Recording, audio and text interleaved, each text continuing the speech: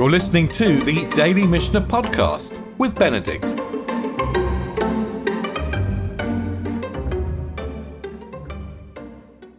We're in the 5th chapter of Bava Batra, and we're learning about different types of sale and effectively what is included or what is not included when someone just makes a general statement. Look, I'm selling you my donkey. Does that include the gear on the donkey, the harness, the packing bags? Or in this situation in the 3rd Mishnah, does it include its young? If it's a nursing donkey, does it include the young? Hamocher et hachamor, someone who sells a donkey, lo machar et hasiach, that actually has not sold the foal. If I say, I'm selling you my donkey, I'm just selling you my donkey. Machar para lo machar et habna, someone who sells a cow hasn't sold its calf. But machar ashpot, machar zivla. If someone sells a dung heap, then it is assumed that he has sold the dung in the dung heap. In other words, the dung seems to go with the dung heap in a way that the calf or the foal doesn't go with the cow or the donkey. And similarly, there are other objects, physical objects, that seem to go together. Machar bor, machar meimav. Someone sells a cistern, or he sold the water in the cistern. Machar shova, machar yonim. Someone sells a dovecot. He sold the pigeons which are sitting in it, the doves sitting in it. Machar kaveret, machar dvorim. If he sells a beehive, he's actually sold the bees in the beehive.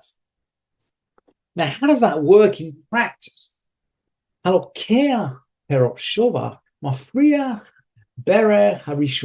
Someone actually buys the fruit of a dovecot. He actually lets go the first pair. It's as if we're planning to slaughter or to eat the other doves in this dovecot, but we can't exterminate the doves in the dovecot. We're thinking about, well, sustainability would be the word that we would use today. We let go the first pair so that these doves can carry on creating other baby doves. We're not going to eat all the doves in the dovecot. And similarly, perot kaveret. Let's say he's bought the fruits of a beehive. Notel shlosha nechilim umusares. He takes 3 swarms, and then the Mishnah uses a very interesting word, umusares, and literally this means to make sterile. This is very puzzling to any of us who know about bee husbandry, because it is not possible. It is absolutely not possible to make bees sterile. And the traditional commentators don't really solve the problem. I did see a comment from a student of Rabbi Steinsaltz that what he does is to shut up the hive so that more swarms can't leave.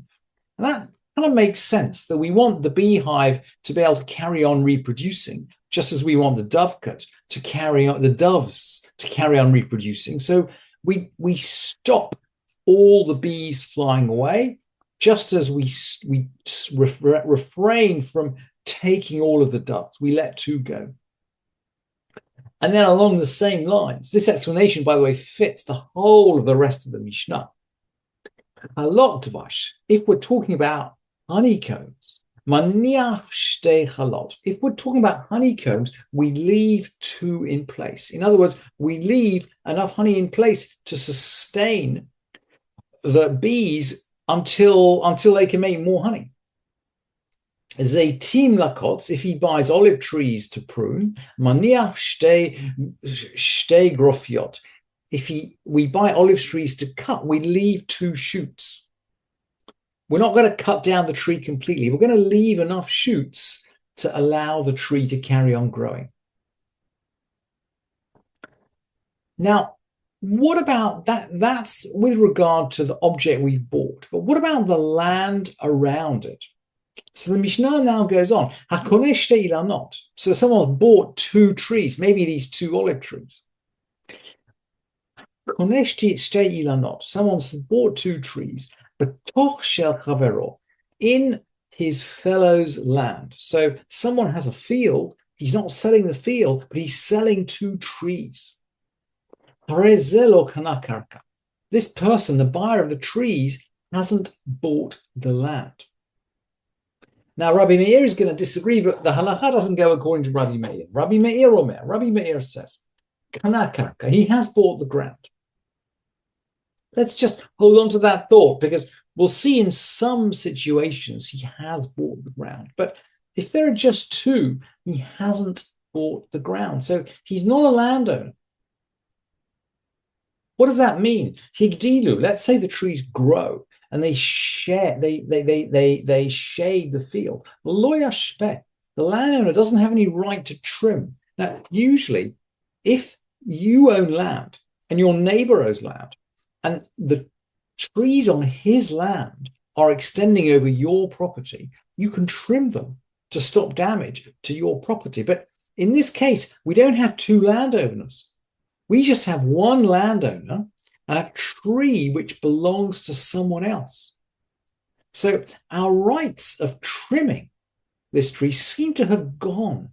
When we sell this tree, we sell away all rights of trimming it away if it shades our field.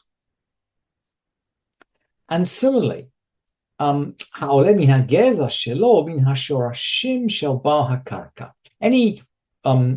wood which sprouts from the trunk belongs to him, that is to say, the buyer of the tree. And if it sprouts from the roots, it belongs to the owner of the ground. So the owner of the ground essentially takes responsibility for what comes from the ground. If the trees die, then the purchaser doesn't have anything left. I mean, he owns the dead wood, but he doesn't own the ground. He's only bought the trees. That's the first half of our Mishma. Someone who buys 2 trees. Hakoneh shtei ilanot.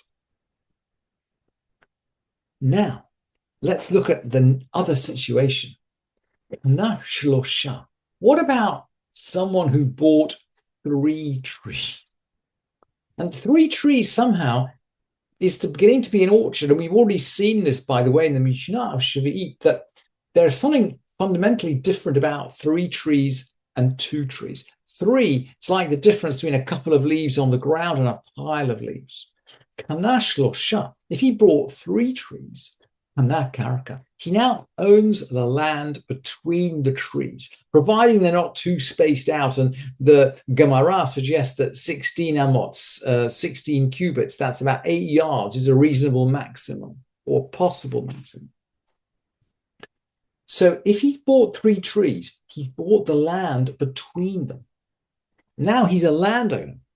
So he has the responsibilities and the duties of a landowner, including, by the way, the fact that his trees shouldn't shade his neighbor's ground.